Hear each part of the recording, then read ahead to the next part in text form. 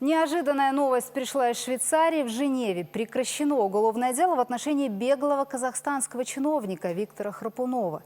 С бывшего акима Алматы и Восточно-Казахстанской области спустя 7 лет судебных разбирательств сняли обвинения в отмывании денег, сообщает швейцарская газета «Тагас Ансайген» со ссылкой на прокуроров Женевы.